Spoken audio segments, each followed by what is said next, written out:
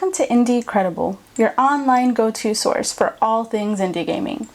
My name is Vesper, and I will be your host as we travel the vast, wonderful world that is indie gaming. Join me as we take a look at all the wonderful things that make us want to poop rainbows and fart butterflies, to just the horrible things that make us want to kick babies into wells. Oh, was that a little too much? To the things that make us just want to stick our hands into garbage disposals. Really? To the things that just make us want to quit our careers, like watching a bad Eddie Murphy movie. Really? Come on now, we all know Golden Child wasn't all that great. Anyways, now that all the awkward introductions are out of the way, let's just do it to it, dudes. We're gonna get this shindig started by taking you back, way back, to 1989. Well, actually, we're not even really taking you all that far back, as the game just came out this last October, but it was set in 1989. But, I digress. We're talking about Hotline Miami today. Hotline Miami, otherwise known as Press R to Restart, is a pretty badass indie title filled with over-the-top gratuitous violence, a wonderfully trippy neon color scheme, and one bitchin' soundtrack. This little number was created by Denaton Games and has been accurately hailed as a 2D top-down fuck-em-up since its release in late October. In Hotline Miami, you basically play the role of a nameless protagonist turned hitman by way of really ambiguous messages on your answering machine. Combine that with the fact that you're periodically visited by 3 masked strangers who cryptically foreshadow events to come, and bust your balls for seemingly no reason at all, and you're in for one crazy fucking narrative. Remember when I said this game is also known as Press R to Restart? That's because you gon' die. Over. And over. And over again. This game basically consists of choosing a gameplay-altering animal mask at the start of each level and clearing rooms full of armed thugs as quickly and as gloriously violently as possible. And when I say violently, I mean violently.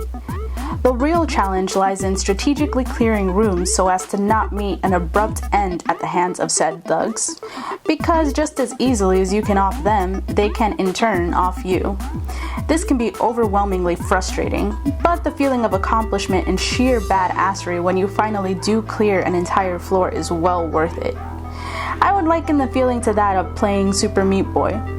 Now, for those of you that haven't played Super Meat Boy, you stop it.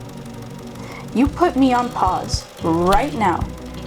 You go play that game and you never look back. Unless that's to come back to, this review, of course. As for the rest of you, remember that euphoric feeling you got after completing a level in Super Meat Boy you thought was virtually impossible? That small, albeit wonderful glow of pride that you felt when finally reaching Bandage Girl? It's kinda like that, only with a hell of a lot more murder involved. Now, I'm sure you can tell by the gameplay footage that this game is fucking gorgeous.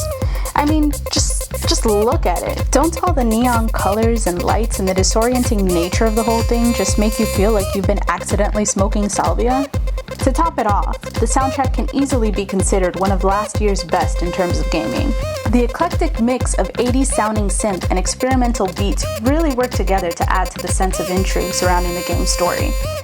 Though this game is relatively short, clocking in at a little over 3.5 hours, it's got some replay value in that each level has a high score to beat and new masks and weapons to unlock, which is pretty cool.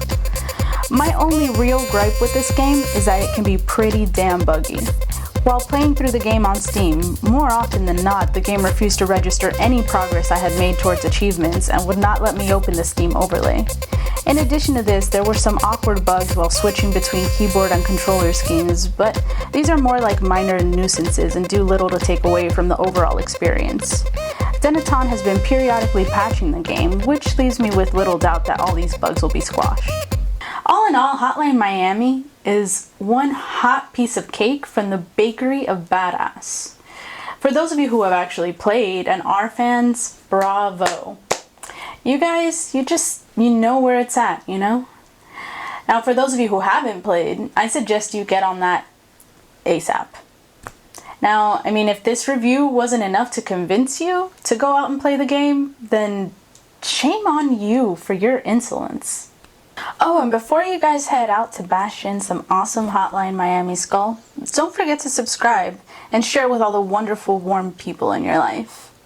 And seeing as this is pretty much going to be a regular thing, if you want to see any of your favorite indie games reviewed, don't forget to leave comments in the comments section below.